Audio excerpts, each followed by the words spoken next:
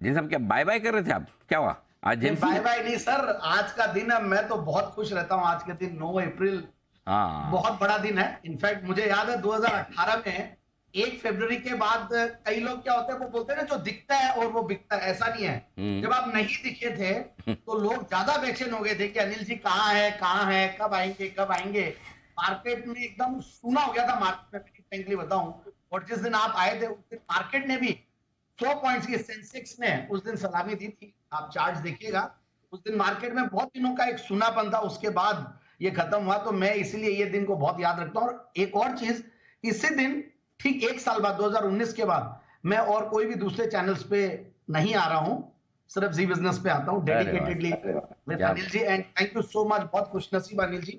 एक न- तो आपने हमें भी कुछ तो स्टार बनाया। और मुझे याद है उस हफ्ते में आप मुझे स्टार ऑफ द वीक बताया था, जो कुणाल जी ने भी एक बहुत बढ़िया बात बोली कि मुझे याद है अनिल जी का फोन आया था। और मुझे भी ऐसे ही फोन आया, अनिल जी बोलते हैं MWF अपन शोज करते हैं Monday Wednesday Friday.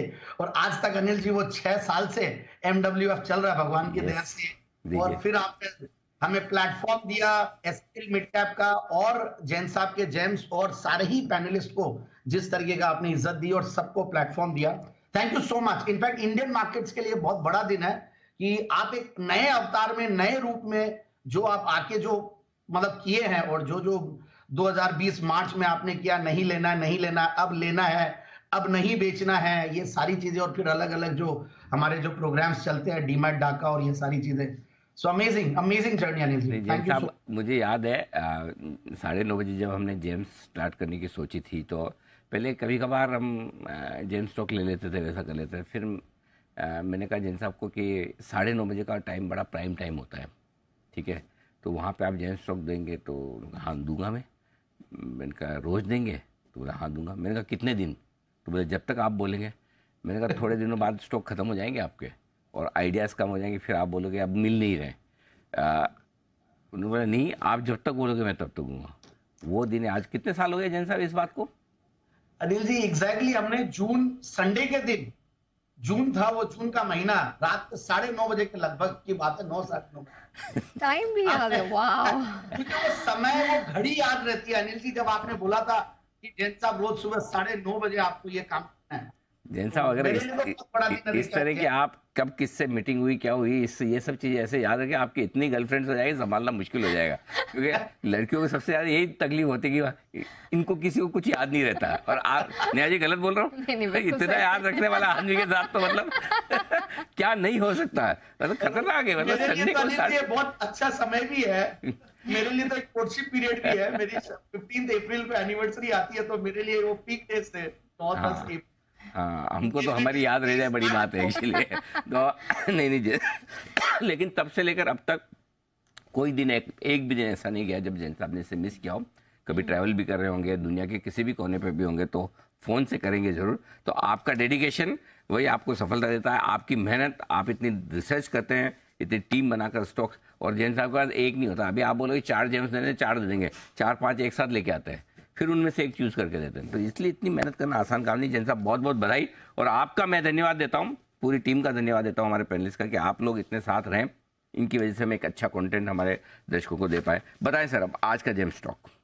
Thank you so much sir. और देखिए, फर्स्ट टाइम आ रहा है जेम्स में, मैंने देखा कि आज बड़ा दिन है, एक बहुत ही शुभ अवसर है। पहले तो हैप्पी गुड़ी पाड़वा और हैप्पी नवरात्रास और हैप्पी फेस्टिविटीज हर स्टेट में है। और आज नया दिन, नया साल और नया हाइज भी बनाया मार्केट ने। और पहली बार मैं ये जेम्स ला रहा हूं। और ए से अनिल जी, ए से एनिवर्सरी, और डबल ए से आरती ड्रग्स लिमिटेड। तो ये स्टॉक है आरती ड्रग्स लिमिटेड, जिसको मैंने पहले कभी भी कवर नहीं किया, दो ये नाम काफी सुना हुआ रहता है, क्योंकि आरती इंडस्ट्रीज एफएनओ में है। आरती ड्रग्स के बारे में कम बातचीत होती है, आरती सर्फेक्टेंट्स भी इनकी group company, but Aarti drugs को मैं पहली बार कवर कर रहा हूं।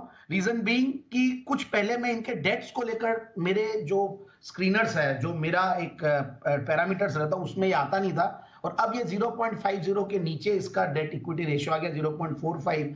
बट साथ साथ बहुत ही जबरदस्त इंटरेस्ट कवरेज रेशियो है, जो कि 7 टाइम्स है, 8 टाइम्स है, जो कि मैं बहुत ज्यादा देखता हूं। अगर डेट्स है तो इंटरेस्ट कवरेज रेशियो क्या है वो देखना जरूरी होता है, क्योंकि ये हर चीज में, भले वो आप कंपनी हो या लाइफ हो, ये चीज जरूरी है। और सबसे बढ़िया बात है इस कंपनी की, एक तो पेरेंटेज पेडिग्री बहुत स्ट्रांग है।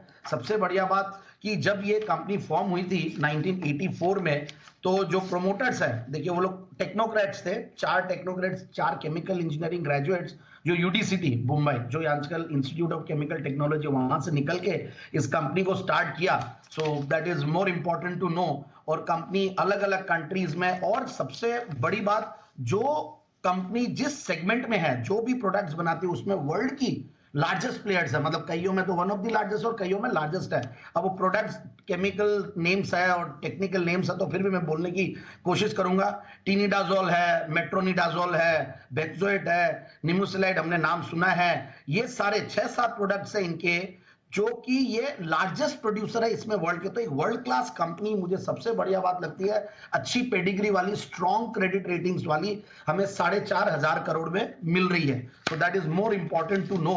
एंड कंपनी वही एपीआईज में, फॉर्मुलेशंस में, स्पेशलिटी केमिकल्स में है ही है। और कंपनी एक अच्छा खासा प्रेजेंस अलग अलग एंटीबायोटिक्स में, एंटी डायरियल में, एंटी इंफ्लेमेटरी, सारे सेगमेंट्स में है। और अच्छा खासा क्लाइंट मिक्स है, करीब 100 कंट्रीज में कंपनी का प्रेजेंस है। और अच्छा खासा कैपिटल स्ट्रक्चर भी है, जो मैंने बोला। और काफी सारे इनके कैपेक्स चल रहे हैं, ग्रीनफील्ड और ब्राउनफील्ड एक्सपेंशंस चल रहे हैं। So that is also more important to know. और मैं इनके कॉन कॉल नोट्स भी पढ़ रहा था, they are also very good, कि इन्होंने कुछ कैपेक्स किए हैं जिसकी वजह से अच्छा खासा रेवेन्यूज भी और ऐड होगा। तो अब मैं एक बार फंडामेंटल्स पे आता हूं।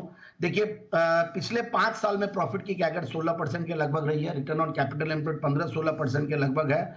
और जो पियोत्रोस्की स्कोर है, विच इज मेरा एक इंपॉर्टेंट पैरामीटर जिसको मैं बहुत देखता हूं, वो है करीब 7, विच इज वेरी गुड, 7 है। और प्लस जो क्वार्टरली रिजल्ट्स है वो भी बहुत बढ़िया आ रहे हैं।